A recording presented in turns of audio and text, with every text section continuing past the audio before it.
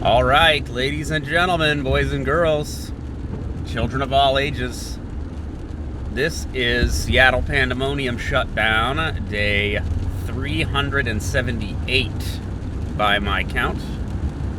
And hooray, we made it to phase 3 in King County. What does that mean? Basically, 50% capacity for all the places, all the things, your church, your restaurants, and capacity on indoor gatherings, social gatherings, if you will. So that's progress of a sort. I guess I'll take it. Whether or not anything is actually, you know, not to be totally pessimistic, but it's just like to start reopening, to start half reopening whatever's left of our local industries. We will see how this goes. I mean, maybe summertime will, I'm not supremely confident, but here we go. So, what else we got? We got Biden falling down. We got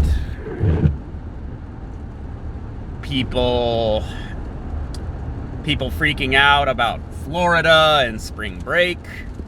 And then there's the parallel spring break story, which is that there's like multiple videos going around of just large groups of looks like mostly black people just beating the crap out of each other in the streets. Women, men, just it's like WWF in there. Is that what it's still called?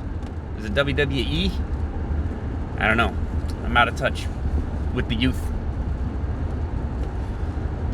So it's also the, 7-year anniversary of the Oso, Washington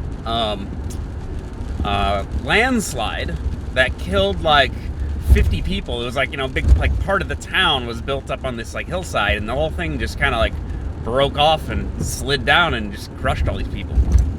And I remember at the time it was kind of a big deal. Obama came out and went to the location and gave a talk, as one does when you're president. And it's also, I believe it is the 5-year anniversary of #ManInTree, which I put the tweet out a few years ago on the anniversary of Man in Tree. It's a satirically dramatic write-up on the saga that was Man in Tree. So down on 3rd Avenue, what is it? Was it 3rd and Olive? I forget which street it was. There's a giant sequoia tree in a traffic island, and this guy Cody something Miller decided to climb up in the tree and then started throwing branches and pine cones and food at people, at police. And they tried to get him down. He said he didn't want to come down, and he threatened to throw poop at him, throw his own poop. And he stayed up there all night. The #ManInTree story started trending. People were wondering, what is he doing this for? Is it a protest or whatever? No, he was just a crazy guy and just climbed a tree and just didn't want to come down out of the tree.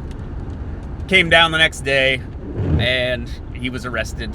He caused damage to the tree and some minor injuries to bystanders and such. And ultimately he was treated for mental illness and then put on a couple years probation. I don't know if there's further update on this gentleman. But yeah, just a goofy Seattle story, just #ManInTree. And that was 5 years ago. That was really the homelessness issue in Seattle was starting to get worse then. It was really starting to turn up to 11 to where it is now. In hindsight, it might have been a bit of a bellwether. Just crazy person manages to stop traffic and stuff because, they had to stop the whole intersection because if you jumped out, he could like land on somebody, you know, or like land on a car or whatever, or cause, you know, other damage or whatever if they let people around him. So crazy homeless guy, I think he was homeless, shuts down the whole intersection by doing crazy stuff. And yeah, we somehow survived the Man and Shri saga, and it's just funny. But yeah, going to phase 3, 50% for most places, restaurants and whatnot. I mean, we've been at like 25% for a while, I think, for a lot of places anyway. And I know the church thing is a big deal for a lot of people. Church is a very big deal to a lot of people, and I'm wondering, this is the big question as we build back better or whatever nonsense it is that we're doing. Is this gonna just will the engines of commerce just turn back on, and things will just reboot, and we'll just get back to it, and something like life as usual will return in some kind of capacity? I mean, look, I said it all through this thing. Everyone's waiting for us to get back to normal, and I have to remind everybody, like the homeless issue, getting back to normal is like, that's like getting back to zero, right? Like we're at like we were at negative 20 before all this. Now we're at like negative 120.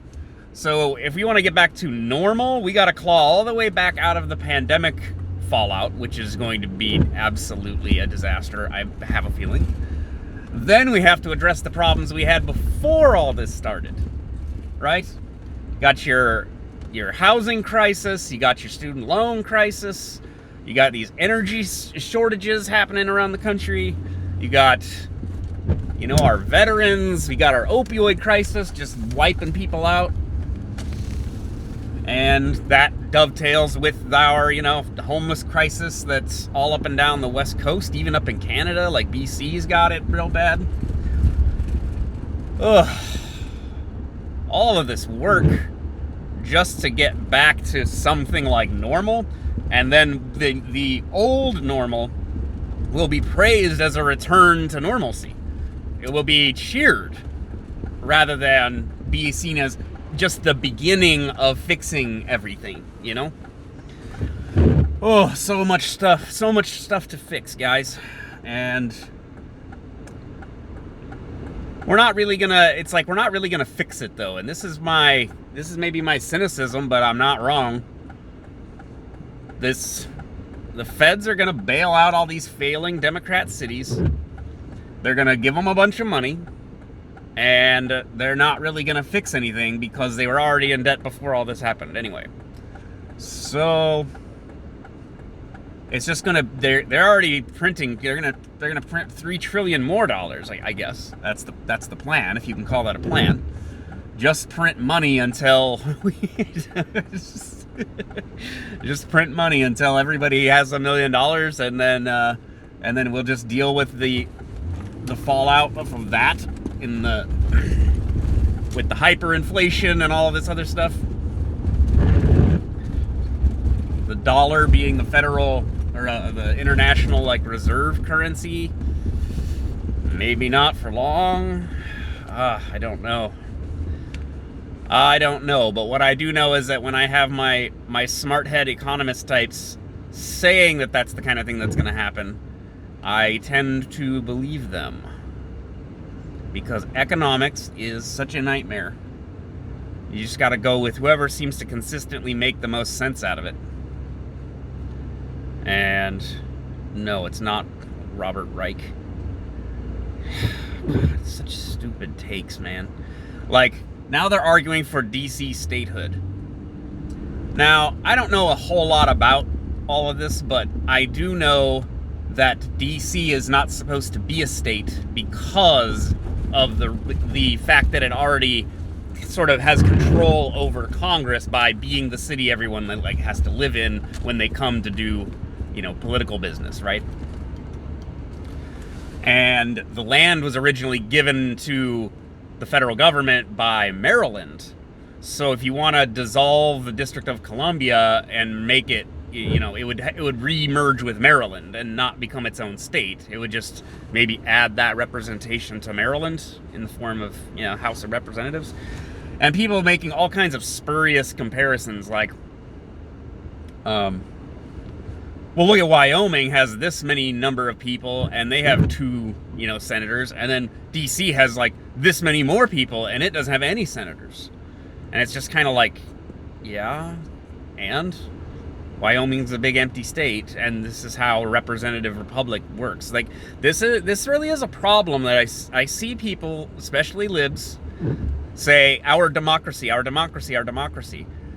It is a democratic system of government, but it is a representative republic, not a direct democracy. And people need to understand this. They need to get this through their heads. More people being like a simple majority rule is terrible for a society. Direct democracy leads to very bad things. What we want to have is what we have, which is economy, values, culture. Cities and rural are spread out geographically so that you have equal representation, so that New York City, or like New York City basically. If New York and California just want to vote on something and pass it, then they just overwhelm it and pass it. And you might think that's fine if you're a lib, but because you want them to take away guns or whatever. But in a different era, these people would be voting to make marijuana illegal, make marijuana even more illegal, life in prison for possession of any drug. It just depends on the era, man. Depends on what the values of the people in those large areas is. It's not good. Not good. Well, I don't know. Is that all I've got for you for Monday? Yay, we're happy to reopen halfway. We're halfway back to having a normal civilization again. And, well, no, we're not halfway. We're on our way to halfway. Let's try to not to be too pessimistic, but also not overly optimistic. We're not anywhere near 50% of the civilization we were before. So, reasons for optimism, though. Businesses can start to maybe come back to life. And then we'll see where everyone's at when things begin to, when the phoenix begins to rise from the ashes. All right, that's enough from me for a Monday. I'll talk to you guys later. Bye.